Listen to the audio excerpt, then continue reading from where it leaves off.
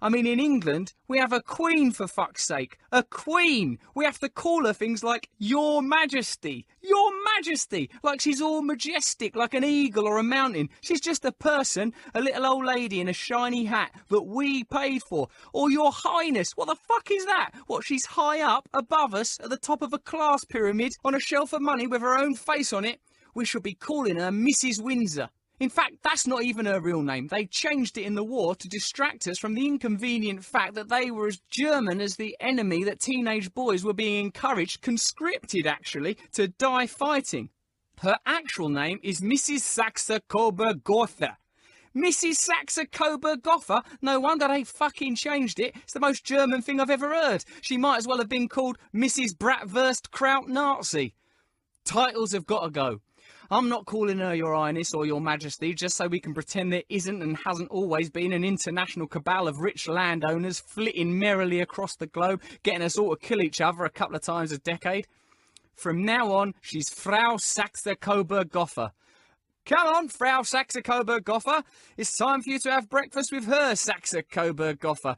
And you can make it yourselves. And by the way, we're nicking this fucking great castle you've been dossing in and giving it to 100 poor families. Actually, you can stay if you want. They'll need a cleaner. You'll have to watch your lip, though, her Saxe-Coburg-Gotha. Some of them ain't white. The monarchy costs us, you, the taxpayer, 37 million a year, and every year they clock up another million. It's written into the law of our country that the Queen cannot receive less than the previous year. The value of the Queen's properties total 8.1 billion quid. Her personal wealth is 330 million quid. She's already got that, so you'd think you could afford to pay people more than 14 grand a year. You'd think that you could afford to give people more than 0-hour contracts. One has to be frugal. One don't know where one's next 330 million's coming from. The official figures are 40 million. It costs us 40 million a year to have royals, but if you include security and all their hosting that they do, and why wouldn't you? Because they do that. It's 200 million. Like, you might know that's the equivalent of having 9,000 nurses and 8,000 police. Seems like an odd economic system to employ. That's the thing that I can't get over. If we were starting from scratch right now, and so, like, we were like, right, we're going to build a society, and someone went,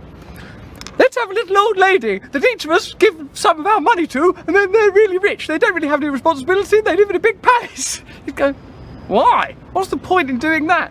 That's what's happened. So when you sort of say, like, you know, like, I in my heart still like the monarchy, like, you know, I like the monarchy, but I've got to be more rational now. This is the time for change. This is the time for awakening. When you say, I want the royal family, what you're saying is, I don't want 9,000 nurses. I've been to an NHS hospital, and it's definitely, when you're in there, when you're in the leukemia ward with the kids with leukemia, I think, get me a little old lady somewhere in London gorging herself on generations of privilege. Get me that now. Oh, you could get some medicine for this kid. I said an old lady in a shiny hat. So it shows you that pageantry and tradition are used as a veil to kind of guard privilege and nonsense. I love a bit of tradition. I love a bit of mythology. I think we should all have rituals that tie us together as a community, but rituals that enforce inequality should be looked at. I mean, what the hell is going on? The Queen commands this honourable House to attend Her Majesty immediately in the House of Peers. Like, we're supposed to just accept this, are we? That this sort of weird, bejewelled, mad fella with a pair of clown's gloves as a necklace on comes, the honourable House. Like, none of us think of politicians as honourable. We know some of them are paedophiles. We know they all fiddle their expenses. We know they're all on the take. It don't matter what kind of toy town mayor you get in there with a big daft stick to tell you that they're honourable. It just doesn't wash. That's why people believe in the Illuminati shit, because of this sort of stuff going on. What possible provenance can there be for this madness? Oh, and it just turns into Lakeside. Well, we've got to get out the bloody door.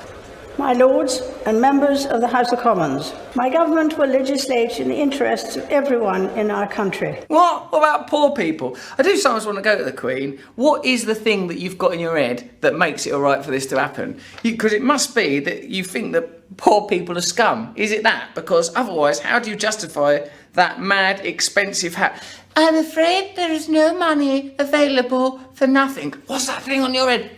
The thing on your head made out of precious diamonds. I couldn't possibly do this job without my shiny, fucking expensive hat. Helping working people get on, supporting aspiration, giving new opportunities to the most disadvantaged. I mean, the fucking nerve. You could just take your hat off and go like that and build an hospital. It's the end of a long line reaching back. I think like the Habsburgs are involved. A few generations back, they're all German, of course, aren't they? Saxe-Gotha is the real name of the royals. They changed their name because it seems we keep having wars with Germany and you can't have the Saxe-Gothas in Buckingham Palace. So people think, hey, why are all of our kids going to fight the Germans and like we're doing it for these Germans? These aren't the Saxe-Gothas, these are the Windsors. You love the Windsors. Okay. Sort of like really posh, expensive Big Brother. You know, I mean, we all like the soap opera. Oh, that one's done that one ate a goldfish, that one dressed up as a Nazi. They're all Prince Harry, all of those ones. Oh, that one's choked on a fishbone. Yeah, it's just like, I understand it as entertainment, but the problem is the underlying narrative is you're not as good as them, and it's okay for some people to be in privilege while other people are starving in a Western, modern, technologically advanced democracy. That's the real story, not this one's cute and that one's dopey. He or she will automatically become fourth in line to the throne, fulfilling William and Catherine's obligation to ensure that the line of succession is secure. That was a bit Illuminati, fulfilling their obligation. I don't think there's never a strategy. I think George will be over the moon. He'll be thrilled having another smaller, younger brother, sister. So yeah, we'll wait and see. The family continues to grow. And of course, with that growing family, your prospects of becoming king reduced, don't they? Great. Harry is no doubt the most sort of human of them, or at least he seems like it. Like, oh, I can imagine having a drink with him, mostly because he seems, generally speaking, to be pissed out of his nut. But that is, again, not a distraction from. Don't get distracted from the core issue. I keep getting distracted. Oh, no, he's nice. Look at his eyes. He's sort of sweet. I know. I've seen him in that uniform. Now I'm vowed a new waxwork of him. Don't get distracted, Russell. This is what means that certain people grow up poor. This is what means that certain people always end up in prison. This is what holds together a system where certain people will end up on drugs, where certain people will never get opportunities. It's held together by this. By removing this symbol, we have an opportunity to be free. This little boy is called Philip. His full name is Philip Schleswig-Holstein Sonderburg-Glucksburg, and he grew up in Germany. He was raised amongst his Nazi in-laws, some of whom later became high-ranking members of the SS. His Nazi relatives then sent him to this school in southern Germany, where he studied for a while under the Nazi curriculum. Philip later recalled that there was much heel-clicking and shouts of Heil Hitler were compulsory. And here's Philip, in Darmstadt, in the heart of Germany, in November 1937, attending a family funeral for some of his Nazi in-laws. Marching in front of a Sieg-heiling crowd, this is Philip, next to Christoph, his SS brother-in-law, and Philip, his Nazi stormtrooper brother-in-law.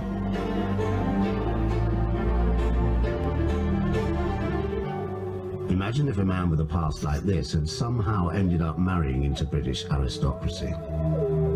Well, he did, and as we know, he got first prize.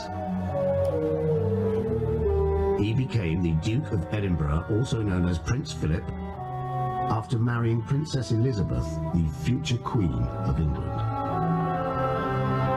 Like the Queen, like my grandparents, God rest their souls, if they heard me talking about the Queen like this, they'd be, oh no, Russell, no, she's lovely, the Queen. Like, and I've had that crap put in me. We can't help it. Every time we look at a pound note or a bloody stamp, there she is. You know, but the fact is that this is a great big gold smothered lot of bollocks.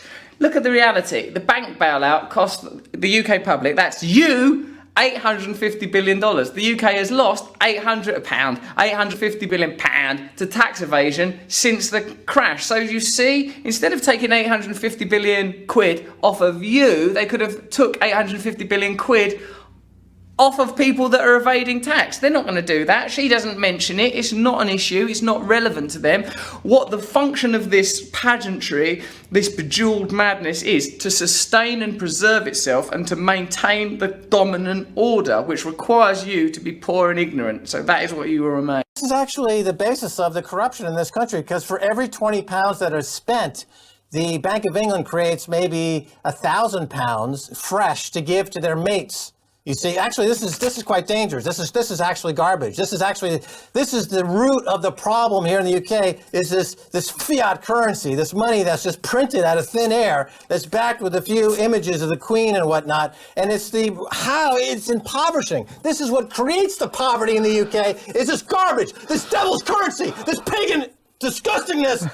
Now, this cryptocurrency is completely different. Even though I think of myself as a very radical man, when you tear up Her Majesty the Queen, I do feel a pang. I've been very well conditioned and trained to see that as an act of terrible heresy. But you talk about in the book Revolution how people are seduced by the delusion of consumption. That delusion is fed by this ultimate piece of delusion, this ultimate illusion of value, of intrinsic value. This has no value, Russell. I completely agree with you. I entirely understand.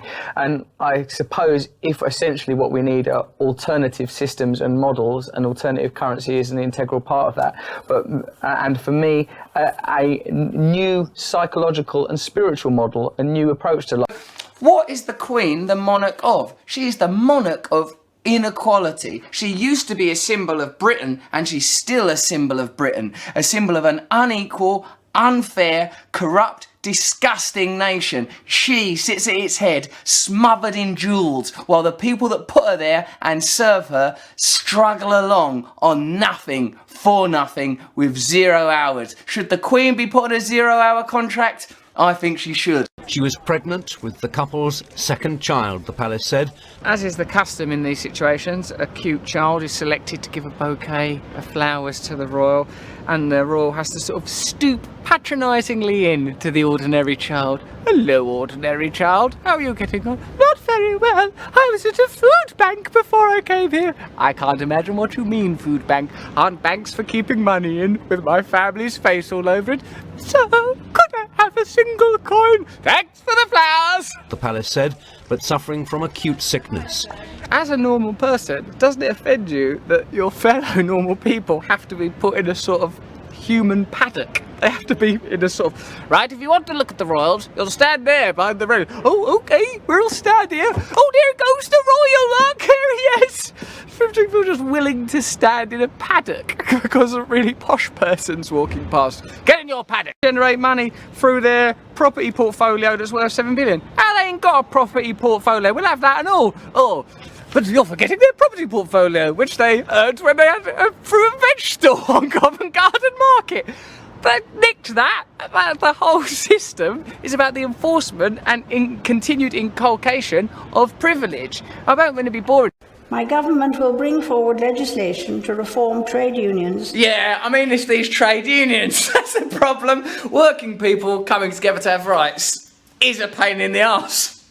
With legislation encouraging employment by capping benefits. Encouraging employment by letting you starve to fucking death if you don't get a job. Things are bad, but they're going to get worse. The squeeze on benefits that Her Majesty has just mentioned will push 200,000 more children into poverty. Government stats show that rough sleeping in England has increased by 55% in the last 5 years, while the number of bed spaces in homeless accommodation centres fell by 7,000. New legislation will modernise the law on communications data and ban the new generation of psychoactive drugs. So don't ban psychoactive drugs. That's the only chance we've got of a bit of peace and quiet. Like, this whole thing looks like it's been conjured up as a consequence of psychoactive drugs. We've got to ban psychoactive drugs so we can have more ceremonies where billionaire pensioners can smother themselves in gold in front of a bunch of judges and posh tax avoiders and tell poor people to fuck off. Psychoactive drugs is the problem. Mind, mam as in jam, not mom as in arm. Bow from the head, not from the waist, don't curtsy. Mam as in jam, not mom as in arm. Bow from the head, not from the waist, don't curtsy. Mam as in jam, not mom as in arm. Bow from the head, don't curtsy. Mam as in jam, not mom as in arm. Bow from the head, don't curtsy. Mam as in jam, not mom as in arm. Bow from the head, don't curtsy. Mam as in jam, not mom as in arm. Bow from the head, don't curtsy. But in the back of my mind, I'm thinking, grab her fucking tits.